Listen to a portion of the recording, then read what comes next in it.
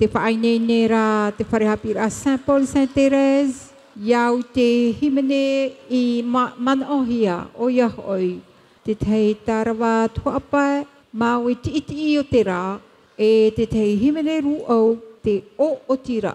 Himene I papaihia e te tei mo orome tuahapi no te wharehapi ai hoa. Tā tātou ia e haa maururu mai tai no te e mo papai tā oto. Donc nous accueillons les élèves de l'école Saint-Paul Saint-Thérèse que nous applaudissons très fort. Donc nous leur demandons de se placer.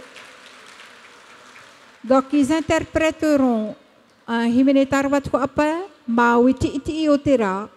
Et un himene ruau te o tira. Monsieur le chef de chœur, si vous êtes prêt, la scène est à vous. Yorana tatou paurua, matau te I tamarino, no pauru I tiritia peata.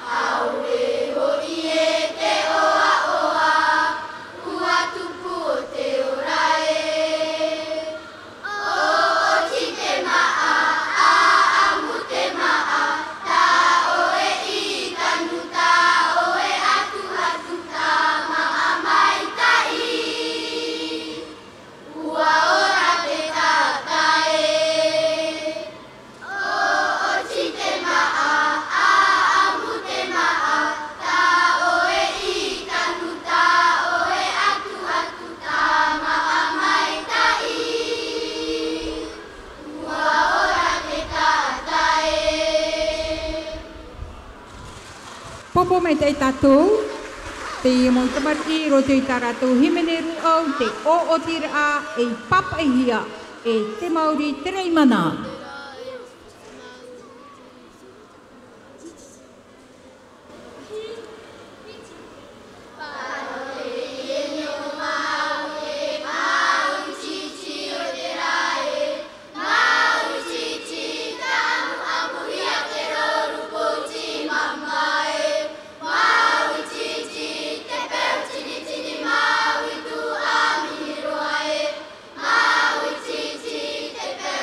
Chini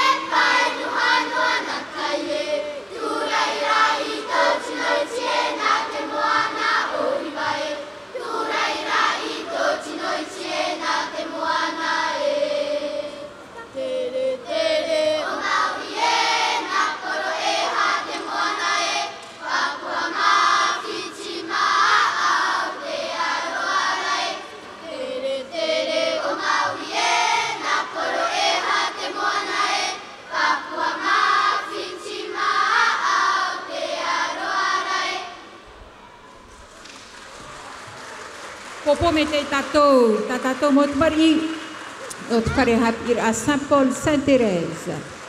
I roto i taratou himene, tarwa tuapae. O ti tamatou ohipa, maururu. Maruru mai tai no tautou ohipa te mo te mari. Tiani he atura o tau e haere maru atu i muri mai. Maruru mai tai. Merci encore les enfants pour votre prestation.